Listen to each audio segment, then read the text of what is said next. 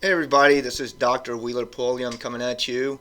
Thanks for watching. We have a great tool today. I'm very excited about it. It is a retirement planning tool. It's something that most of you probably have not seen before, or maybe you've heard about it. There's certainly tools like this out there on things like Apple app stores or some other programs. But what I'm going to show you is something that a professional would use um, to go through and really hammer down what it is, what it means to retire, right? How much money? That's the question. What does retirement look like to you, right? What's your personal retirement plan? Can you get there? How do you get there? And then we keep you on track. So this is a tool that professionals would use to kind of go through and show, hey, where are you now? What is it you want to do? Can you get there? And this is how you get there. So certainly, again, there's some tools out there that are they're free apps, or there's some that you can pay for that can kind of give you an idea, general idea. But you probably really need to have a professional sit down with you and go over your personal plan and kind of show you whether they're on track or not. And their tools are they run a lot more robust calculations and algorithms behind the scenes than just what you would see on a simple free app that may be no more than an Excel spreadsheet with a straight line depreciation or straight line appreciation curve. You just really don't know what you're getting for. So again, we're going to go through this as an example. I'm going to use Fred and Wilma Flintstone, right? If you remember them, they're looking at retiring, right? So Fred and Wilma have come into my office, and I've asked them to basically tell me, kind of what you have now in your assets. What are you doing now to plan for retirement? And then we'll go from there. So as you can see here, Fred has a work 401k back at the quarry, and he's done pretty good. Fred's about 46 years old, and he has saved about $150,000 in his tax-deferred 401k. That's great. He has a checking account of about $1,500. And he's got a CD out there. If women made him get a CD a while back, she got something in the mail from the bank. They went in and they said, "Yeah, we get a CD," and that's earning probably about 0.05. Not great, but not terrible. Well, it is terrible. It's probably 0.5 nowadays. So 5,000 there, with the idea they're going to reinvest that as time goes on. Fred worked before the quarry. I think he was probably a bartender or something like that, and the bar had a 401k. Well, you know it, and so he's got 28,000 sitting out there. He's not watching it. Doesn't know really what's in it, but it's out there just sitting there, and that's like a lot of people. Many of you probably have an old 401k that you've either forgotten about, or you don't know really how to get to it, and you certainly don't know what your investments are. And so again, that's the beauty or the advantage of working with a professional to kind of bring all your assets under one umbrella, so you can get a full total plan for your retirement. And then Wilma used to be a nurse before they got married. She is a stay-at-home mom now, but she had an old 40, actually this would be a 403b, because it was a public, it was the public hospital like Parkland. There's $42,000 there saved up. She has a savings account of $8,000. They use that for Christmas money, vacation money, that type of thing.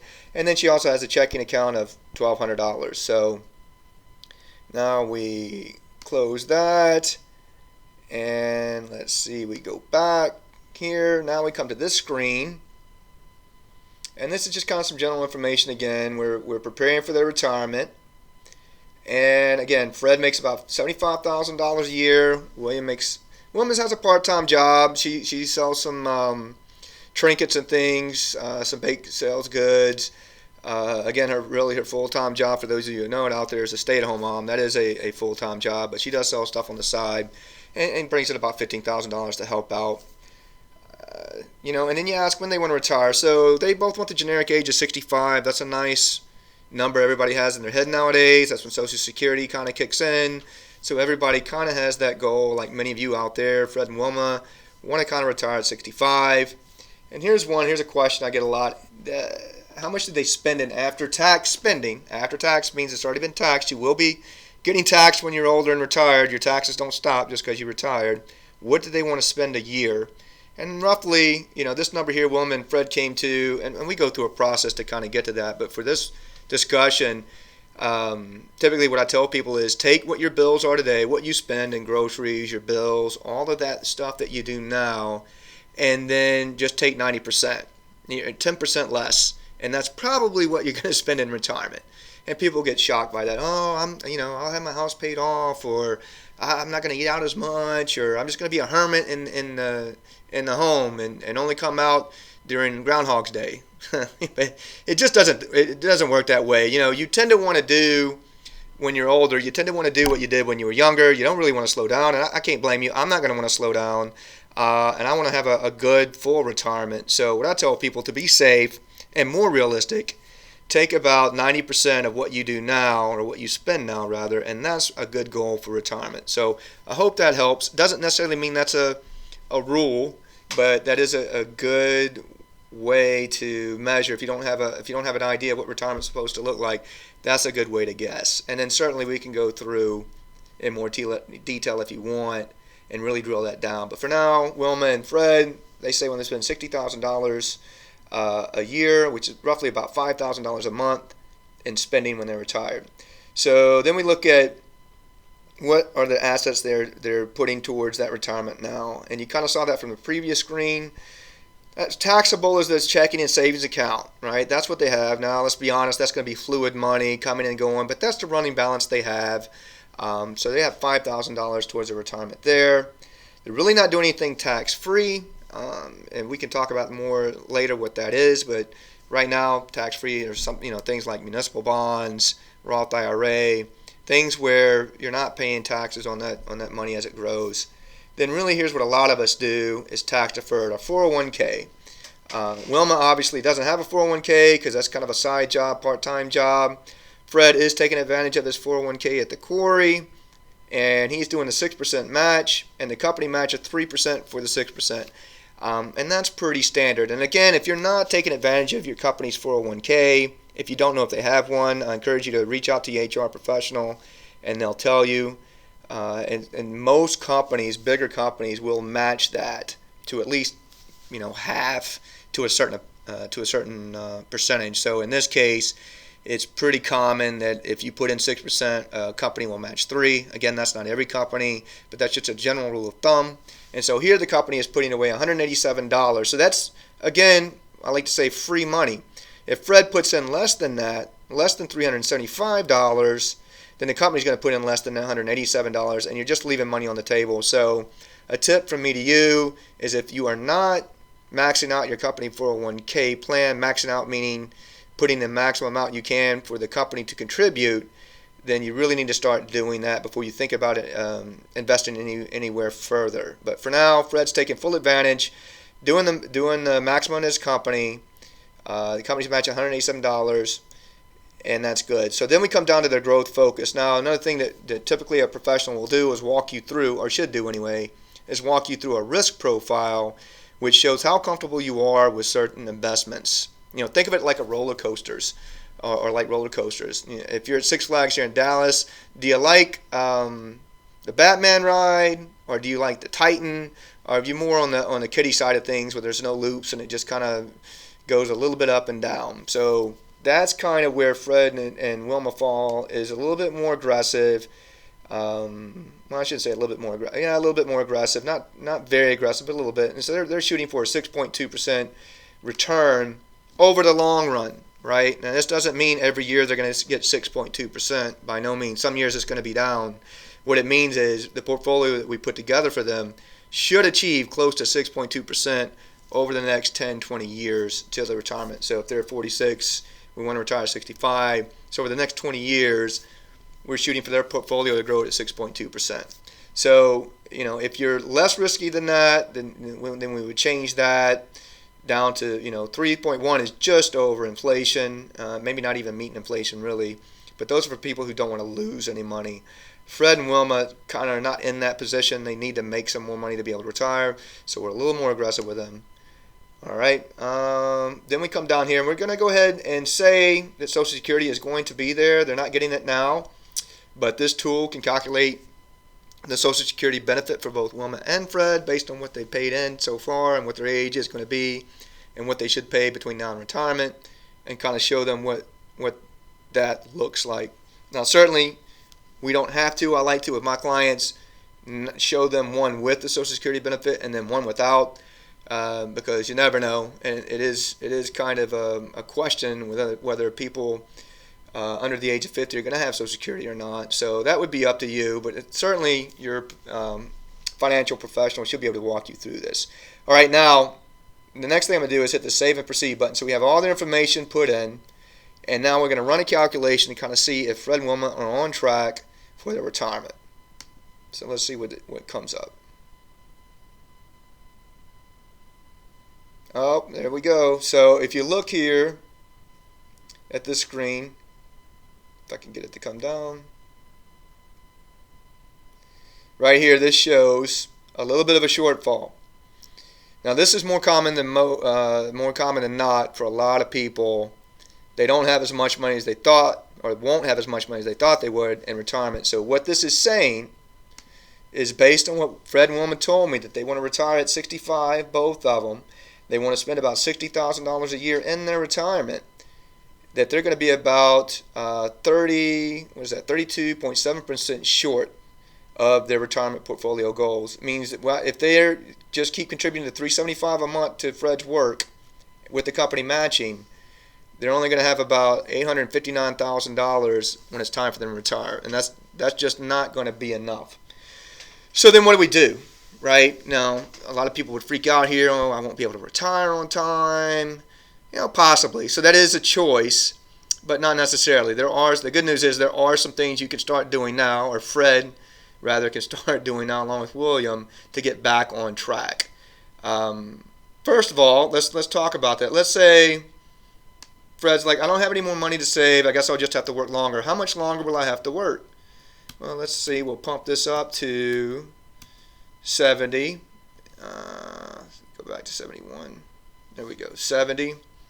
And then down here it tells us, listen, you can meet your goal. Good news is, if he works till 70, his projected portfolio value at retirement is going to be about $1.2 million.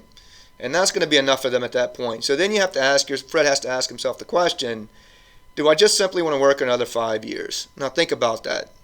Fred at this point has been working the quarry a long time. He's already been in the job force for 20 plus years. We're talking about another 20 years by the time he gets to 65. That's on average about 40 to 45 years that Fred's been working. We're going to tack another 5 years onto that, right? And think about when you're older, what happens if you lose your job at 65 or 66? Is it that much easier to get a job? So I really caution people out there, especially you younger folks, that when you think, I'm just going to work another 5 years, think about the reality of that. Think about, if you've ever been in between jobs, how hard and how long it took you to get another job, paying the same amount of money you were making before you lost your job. How easy was that? Now, fast forward to when you're 65, how easy is that going to be? How easy is it going to be to keep putting up the same stuff at work that you've been putting up with for the last 40 years? So again, that's a personal decision, and it's not something I want to do. I don't think a lot of people want to do that. Now, of course, Fred could make Wilma work longer, and that number would probably be something like 90 or 95. So we definitely won't do that either. So not very realistic. Let's kick that back down to 65. What else can we do? Right? So when you say, well, I'll just start putting money. Fred says, I'll just start putting money in my checking account or in my savings account or even my CD, and I'll just start saving more that way. I don't really want to mess around with doing a lot of investing or keeping up with that. Every extra day, I'll stop drinking as much coffee as I drink, and instead of $5 going to Starbucks, that $5 go to my savings account. So this is what we would call a taxable investment. So I would just hit this calculator here, and when I do, it's going to show Fred and Wilma how much money they'd have to stock away every month, more than the $375 he's having taken out of his paycheck, to be able to hit their goal. So let's see what that looks like. Wow. So you can see here, that's going to be another $1,649 that Fred and Wilma have to come up with, taxable, right? That means they're going to be paying taxes on that, and they have to do that every month. Now, what is that a year? That's a lot. So $2,000 would be $24,000. So just shy of, let's split the difference. Let's say 20 grand. They're going to have to come up with another 20 grand a year and extra change to try and reach their retirement goals. So again, that's not very realistic, and they don't like that. Fred and Wilma kind of bristle when I show them that, so we're not going to do that. All right. So what would happen here if tax deferred? So if you remember that number, $1,649, what would they have to do if Fred says, listen, I'm going to max out my 401k, tax deferred, and maybe we get a traditional IRA for Wilma too, and we can max that out. What do we need to put away there? So I think, okay, I'll hit this calculator. Well, now we're looking at $2,084 that they need to save a month. And that is right at $24,000 extra a year, taken out of their check, that they won't have to spend on things like food, groceries, car notes, that type of thing. That's a chunk of change. And the reason being is tax deferred means you're still going to pay taxes on that money when it's time for you to retire. So if you look down here, their portfolio is going to be $1.5 million, right? But $300,000 of that roughly is going to go to taxes. And some people say, well, I'm going to be older. I won't have to pay as much in taxes. I won't be making as much. Yes and no. I mean, you also won't have any deductions like you're taking advantage of now. If you own a home, that's a big deduction. Business expenses, things of that nature, you just won't have as many deductions. And also, the distributions you'll be taking will be taxed at that taxable rate or whatever that distribution is. So if you have other investments out there or other money coming in, you're still going to be taxed. So your tax rate may lower a little bit, but I wouldn't bank on it lowering substantially. Oh, let me decline that. Sorry for that.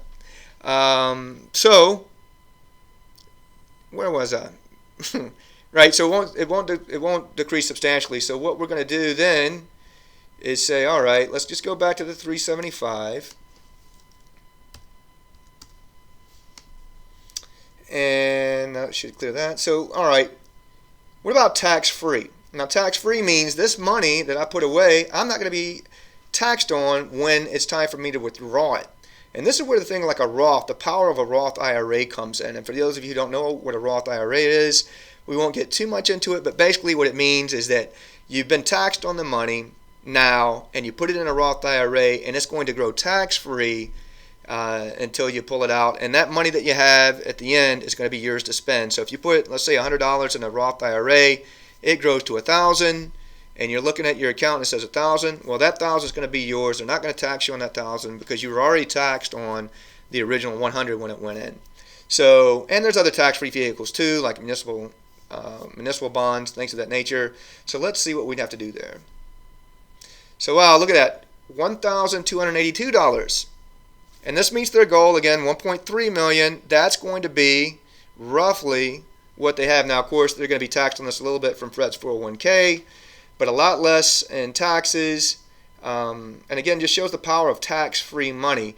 Here, if we do tax-free to meet their goals, we just need to come up with $1,282, as opposed to if we were tax-deferred, we would need $2,084, right? So at least another $800 more in savings here. And then taxable, it was $1,649, so about $500 more. So the best way to plan for your retirement with the fewest amount of dollars, again, you want the most amount of your money working for you, is really in tax-free investment. So what a good financial planner or financial advisor or professional will try to do is see what tax-free vehicles they can put you in to get you to your retirement goals faster, sooner rather than later, right? So, okay, now a lot of you may be thinking, well, listen, $1,282, that's still a huge number. I don't know that we can eat that whole. Fred and Wilma, they're sitting there saying, no, that's a lot right now. And I'm telling Fred and Wilma, I get it. We don't want to eat the whole pie at once, right? We don't need to take care of all of this at one time. But we do need to do what we can and take pieces out of this red sooner rather than later. And so we make some life choices, and maybe instead of putting money in their checking or savings account or in that CD, now we look at a Roth IRA. And they can each contribute $5,500 a year into a Roth IRA, and that's going to grow tax-free for them. So what that equals out to be, if I do my math, I thought I had that done, $5,500. Let's do the math real quick. 5,500 divided by 12, that's roughly $458 a month. So let's say, and then times 2, would be 916. So between Fred and Wilma, they did some rebudgeting, and they said, you know what, we can do another $916 a month. What does that do for us? We can put that in a Roth. Well, wow, look at that. I mean, we're only 9% short now. I mean, basically we're right there at this point. Give or take 10%. And there's always things that are going to happen in the next 20 years. Maybe Fred gets a big raise or gets a new promotion, or they inherit some money or whatever. But essentially, this gets a lot closer. Well, let's say they can't do that. Let's say just one of them, right, can do a Roth IRA. So we push this back down, $458 a month. And then, oh, by the way, when they turn, when they get over 50, there's a catch up, and they can put in up to $6,500 a year in. But for right now, we'll just leave it to $5,500 a year. So that'd be $458 a week. So if Wilma or Fred just put $458 into a Roth IRA, we really now increased how much we're going to have by at least, it looks like, another $200,000, close, we'll round up. And our shortfall is only 20% now, 21% versus up here, 32%. And this is a lot more manageable, right? So this is a great tool, again, to show. And then we don't have to play around with, age, spending. That's the other thing. We could spend less. So for those of you, let's do that real quick. And you say you don't want to, we'll just spend less in retirement. And this will never happen, by the way. But what does that look like? How much less would we have to spend? And I believe, let's go down with that number. Let's just fill it in here. I think it's close to being,